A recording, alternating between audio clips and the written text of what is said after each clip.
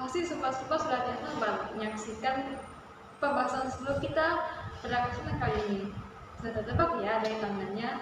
Kali ini kita akan membahas sosok fenomenal di masanya. Tapi tidak sendiri. Google kali ini kedatangan seorang aktivis bahasa yang berhasil menerbitkan buku keduanya pada bulan Agustus lalu.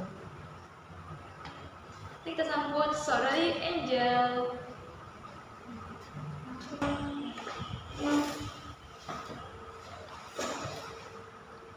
Halo Angel, apa kabarnya? Iya, baik. Syukurlah ya. Sekarang atas buku kedua Anda yang berhasil bulan lalu. Kalau tidak salah judulnya Aku dan Ibu. Ya, terima kasih. Itu judulnya Aku dan Ibu. Dari yang saya baca nih, Mbak Angel masih berstatus mahasiswa pendidikan bahasa Indonesia ya? Iya, Mbak. Saya masih menjadi mahasiswa semester 5 saat ini. Wah, harus kaya Mbak Angel. Pada usia yang masih muda sudah berhasil menanamkan pesan yang membanggakan. Haha, terima kasih. Ngomong-ngomong soal perkuliahan, pasti ada dong mata kuliah yang banyak suka. Kalau ngomongin soal kesukaan, mata kuliah kesukaan saya salah satunya adalah literasi bahasa Indonesia.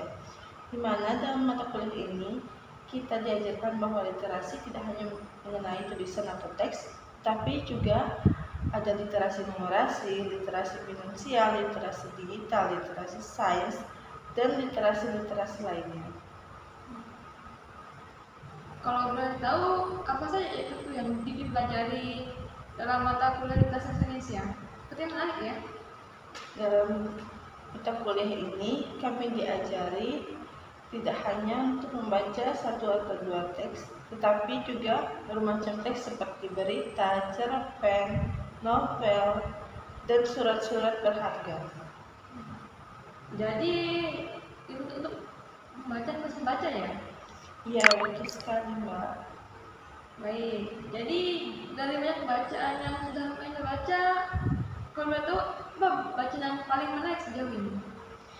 Kalau saya menyukai cerita karya sastra seperti cerpen, novel, ataupun roman. Wah, kalau gitu saya sering baca. Memang ya, banyak cerita itu adalah yang terbaik. Tidak perlu jauh-jauh dan banyak cerita, kita juga bisa merasakan apa yang kita alami. Seolah kita komunitas lain. Betul, dengan membaca kita bisa mengetahui sudut pandang dari tokoh-tokoh yang ada di dalamnya. Dan dengan membaca kita dapat memetik pelajaran yang ada di dalamnya. Kalau boleh tahu, novel yang maksudnya kan main baca?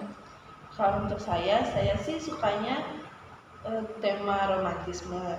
Tapi saya juga membaca cerita-cerita dengan tema persahabatan, kekeluargaan, sejarah, fantasi, dan magis. Dengan menarik ya. Kalau bilang fantasi dan magis, saya teringat dengan apa yang kita bahas pada kesempatan kali ini. Topik yang kita bahas bersama dengan Angel adalah sang fenomenal Danarto. Danarto adalah pelopor aliran realisme magis di Indonesia. Realisme magis menurut Faris tahun 2004-2007 adalah aliran yang menyandingkan hal fantastik dan mistik dengan kehidupan nyata. Contoh yang biasa kita jumpai adalah dongeng, legenda, dan mitologi. Beliau lahir pada 27 Juli tahun 1910 di Sragen, Jawa Tengah, dan terkenal sebagai penulis cerpen di era 1970-an. Beliau berhasil mendobrak dunia sastra dan karya-karyanya. Mbak Angel pasti tidak asing dong dengan tokoh satu ini. Ya, benar sekali. Danarto adalah tokoh yang sangat fenomenal.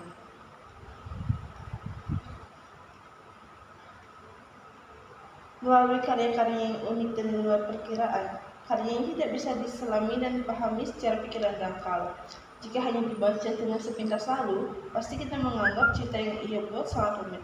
Namun sebenarnya itu karena kita berhasil terjebak di dalam ruang yang diciptakan beliau lewat karyanya.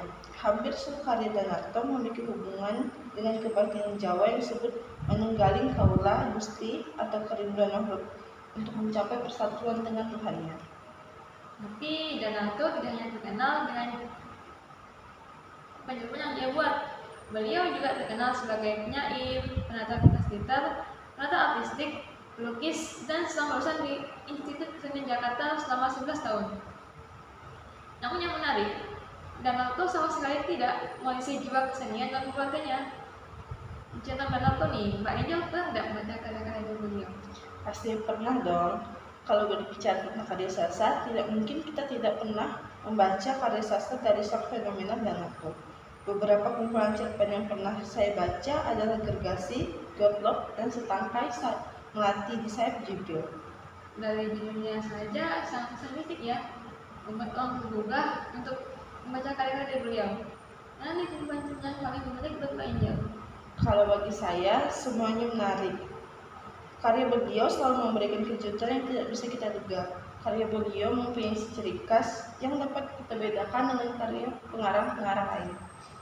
Kalau gitu, boleh dong Mbak Angel membahas kumpulan cerpen yang pernah Mbak Angel baca? Boleh. Mau dari cerita yang mana? Bebas, cerita Mbak Angel ya. Kalau begitu, dari buku yang pertama saya baca, yaitu Gergasi, terbit pada 1953. Dari judulnya kita mungkin membayangkan bahwa Gergasi adalah raksasa besar yang memiliki sifat jahat seperti iblis atau setan. Nah, sifat ini bertentangan dengan nilai moral yang seharusnya ada pada manusia. Manusia seringkali muncul dengan sifat yang terlalu mencintai harta dan kekuasaan sehingga mereka tidak menyadari bahwa mereka telah diperbudak oleh kesenangan dunia.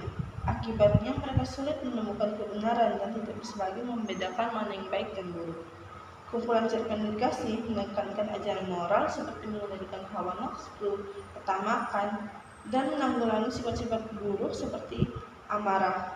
Cerita ini juga mengkritik para penguasa yang sering bertindak semena-mena terhadap rakyat kecil dan menunjukkan kesewenang-wenangan mereka.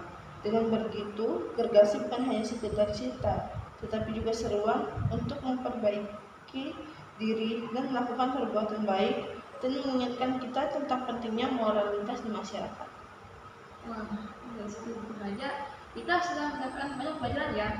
Pasti sobat rumah di rumah juga langsung bisa membayangkan betapa dalam makna dari buku Gergasi karya Danarto.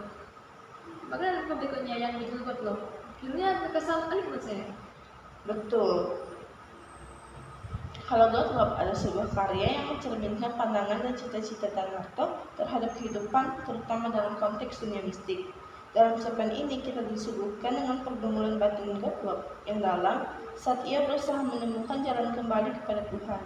Proses pencarian ini tidak hanya mengabarkan konflik internal, tetapi juga menyoroti berbagai prinsip yang dipegang oleh beberapa karakter yang ada di dalamnya.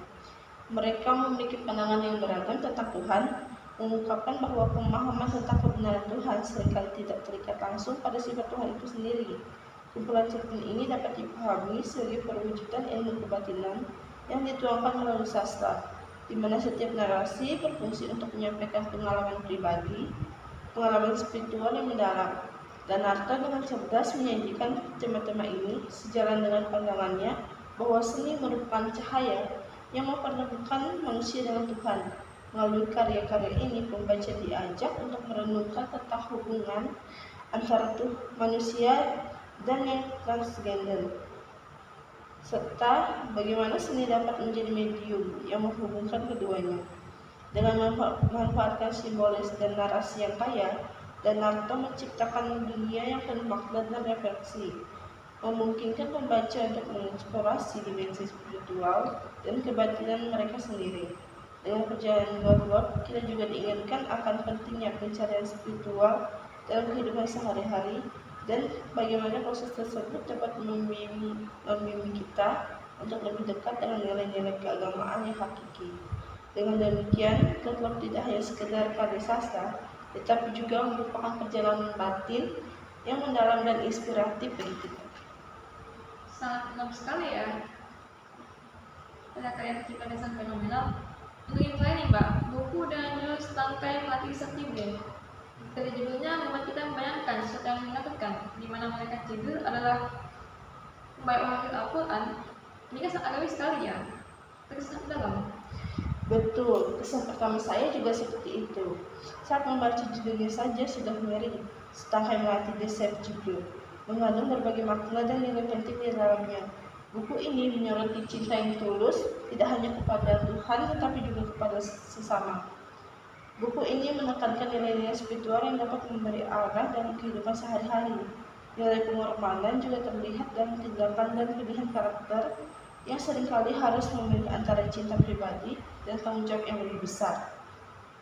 Meskipun dihadapkan pada kesulitan, novel ini menyoroti pentingnya harapan dan ketekunan dalam menghadapi rintangan secara keseluruhan. Serta kami melatih Syekh Jibril mengajak pembaca untuk merenungkan aspek-aspek cinta, spiritual, dan makna hidup dengan cara yang lebih mendalam dan reflektif. Wah, saya tidak bisa berarti mengagumi cara pikir dan laptop yang dituangkan dalam karyanya. Dan apa sih perbedaan karya beliau ya? Bisa disebut dengan cerita-cerita masa kini. Masih banyak perbedaan dong kayak cara yang bisa